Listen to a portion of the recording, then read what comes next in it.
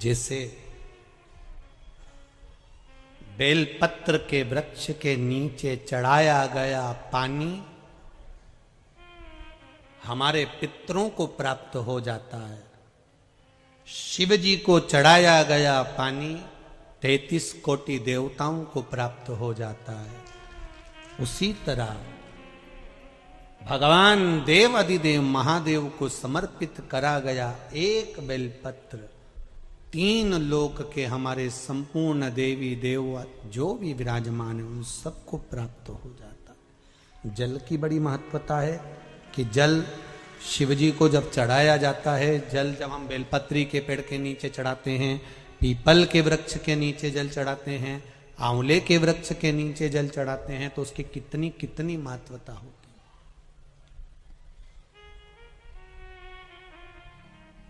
उसकी कितनी मूलता है।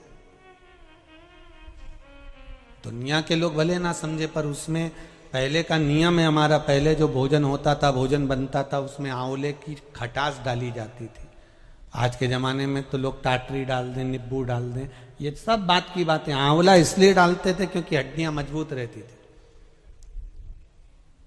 अब आज के समय में तो कहाँ लोग बस वो च्यवनप्राश मिल जाए आंवले का तो खा ले, पर नियम अगर माताएं बनाए कि आंवला नवमी पर आंवले के वृक्ष से आंवले लेकर आवे, आंवला नवमी के समय पर बहुत आंवले आते हैं तो उसके बाद में उसके पहले कभी भी ले आओ और आंवले इकट्ठे कर कर वही जब दाल सब्जी भाजी बनाओ उसमें पटक दो थोड़ा सा एक आध आंवला, तो उसका जो रस तत्व है शरीर की हड्डियों के लिए अच्छा। तो हमारे यहाँ बेलपत्री का वृक्ष, पीपल का वृक्ष, आंवले का वृक्ष, इन तीनों जगह पर जो जल चढ़ाया जाता है उसकी महत्वता भी हमारे यहां दर्शाई गई,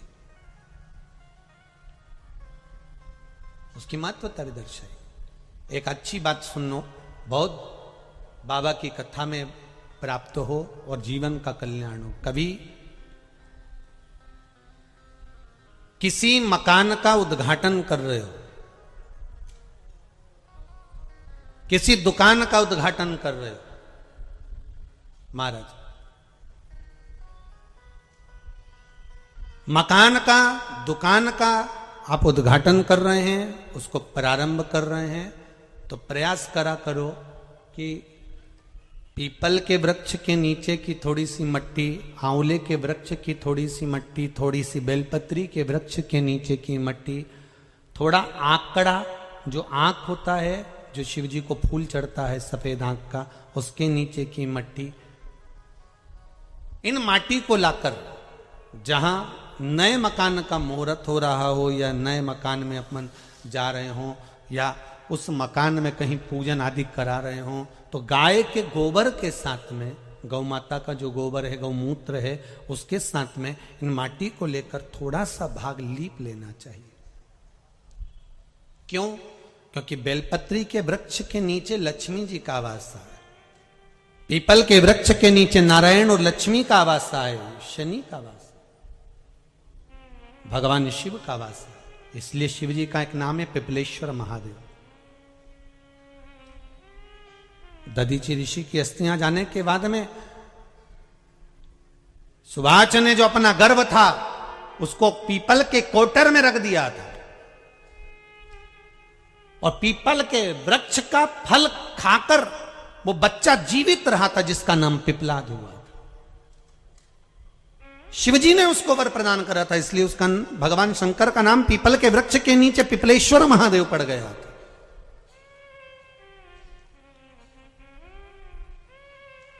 भगवान शिव का नाम पिपलेश्वर महादेव। तो यहां जो नारायण, भगवान विष्णु, भगवान ब्रह्मा, भगवान शिव आंवले के वृक्ष के नीचे विराजमान है अपनी अपनी संगनी के साथ, तो वहां की मिट्टी सुख प्रदान करती है। पीपल के वृक्ष के नीचे की मिट्टी सुख प्रदान करती है, बेलपत्री के वृक्ष के नीचे की मिट्टी सुख प्रदान करती है, हमको आनंद की अनुभूति करा देती है।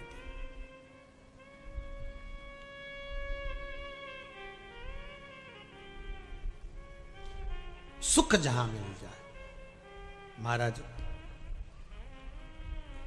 शिव महापुराण की कथा कह रही है, देवराज नाम का ब्राह्मण थोड़ा सा कथा का रसास्वादन कर कर, ब्राह्मण देवता को नहीं मालूम कि ये चोर है, उन्होंने तो उसको भक्त समझा कि कथा सुनने के लिए आया है, अपने को मालूम नहीं पड़ पाता अपने कथा के पंडाल में, अपने एरिया में कौन बैठा है, कैसा बैठा है, क्यों आया है, अपने को क्या मालूम। आप तो कथा के पंडाल में आया तो आप समझेंगे कि कथा सुनने आया, अपने को क्या मालूम कि ये क्या करने आया।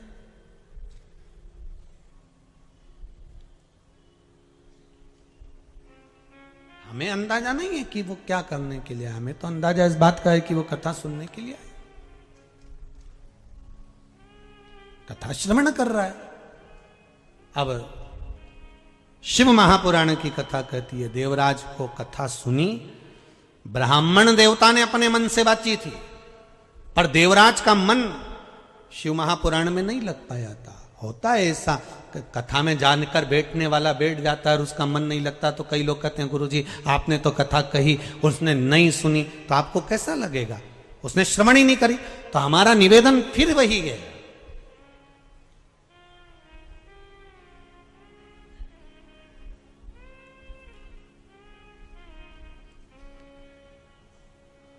पत्थर को